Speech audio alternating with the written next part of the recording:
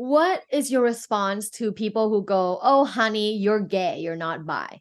Oh God. I mean, I don't even engage them anymore. I used to feel like I used to have to prove my sexuality to them, being like, okay, look, here's all the men I've had sex with, here's all the women I've had sex with, here's all the non-binary people I've had sex with, and like pulling up a resume, which plays into their game, right? Because you can be bisexual having never had sex with a man, having never had sex with a woman. You're still straight when you're a virgin because you know what your attractions are.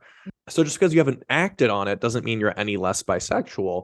Me pulling up a resume of people I fucked is actually feeding into something that I shouldn't even be feeding into. So I used to get very defensive. And, when you get defensive about something, people, that doesn't change anyone else's mind. Nope. But when people say that to me, I go, okay, thank you.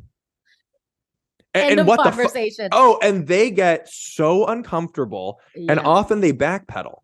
They're like it's showing them that I don't need to justify my existence. I don't need to prove my identity, and I don't give about what you think. I'm still bisexual, whether you believe it or not. You can stick your head in the sand, and the world still exists around you. You know what I mean? Like You just demonstrated like the high sexual self-esteem. Like that was an example. Yeah, it's like I don't need your validation.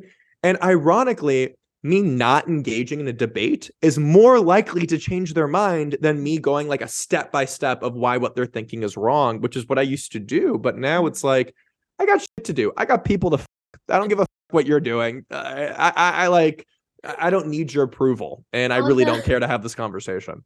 On the note of I got people to I'm curious. Are you different sexually when you are with men versus women? Yeah, I think I Tell us am. more. And again, it really depends on, often it is, their vibe. There are women who are very dominant, and these women often end up pegging me. And that's kind of the type of sex that we have. And there are men who are very submissive. So I don't want to be like, oh, women are submissive, men are dominant. That's not what the case is. And of course, regardless of your sex or gender, you can be anything in the bedroom. But there are differences, in terms of it. Obviously, there are just the physical mechanics of me hooking up with someone who is my height, who is 6'4", who has a penis, who's railing me, is very different than me hooking up with someone who is 5'5", who has a vagina, who I'm having sex with. So just the physicality is different. Queer and gay men, at least in New York City, often do not wear condoms, like at all, because we have PrEP, which is pre-exposure prophylaxis, meaning that we're not going to get HIV. It's a daily medication you take to not get HIV. And then a lot of us are more comfortable with taking higher risk sexually. So even though it doesn't prevent against gonorrhea or chlamydia, we have unprotected sex. If we get gonorrhea or chlamydia, we get tested, we get treated, we tell our partners, and that's it. Versus most women I'm with, of course, want you to wear condoms. So I wear condoms with most women. So that's kind of a difference. So like with your girlfriend, you have like vaginal sex, anal sex, but she picks you too. So yes, she hasn't pegged me just yet. Everything's on the menu.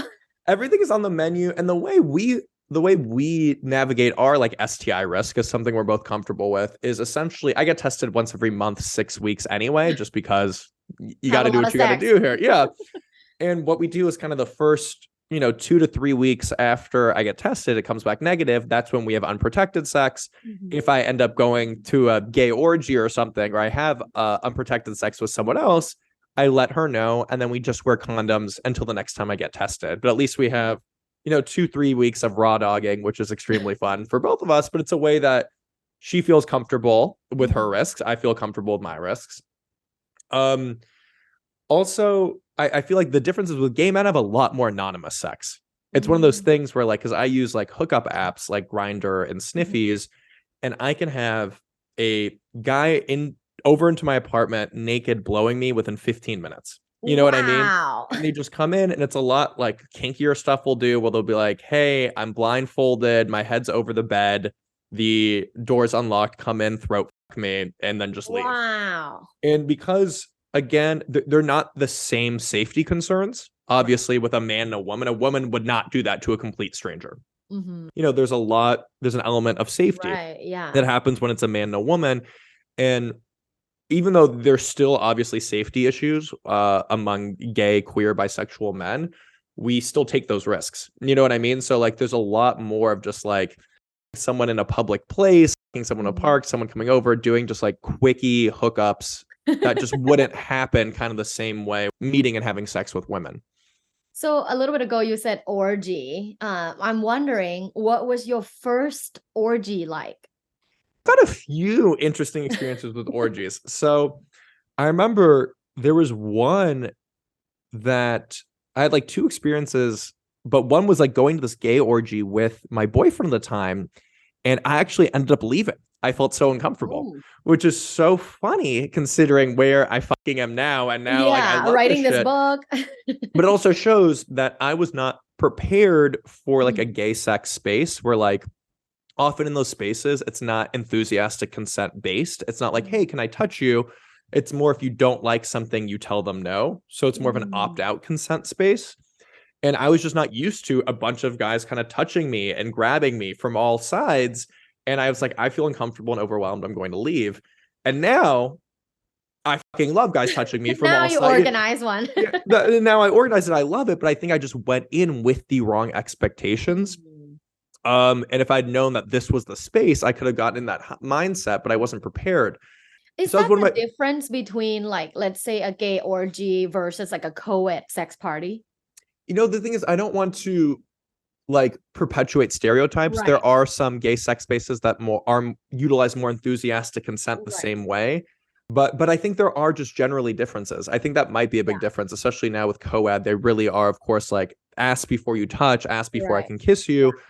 Versus in a gay sex space, if you're a guy on a sex sling blindfolded up there taking loads, you don't want someone to be like, hey, can I go and stick my penis in your butt? The whole point you went in the space was for anonymous men to fuck you. Neither is superior. Like, you know what I mean? I think there's more up for... Like, it can all be fun and exciting for any person participating. I think it just needs to be very clear what the culture of consent is to attendees so they know what to expect. I think is very important. Thanks for listening. This was Love Bites. Love Bites by Dr. Tara. Follow Dr. Tara on social media at lovebites.co. Have an orgasmic day.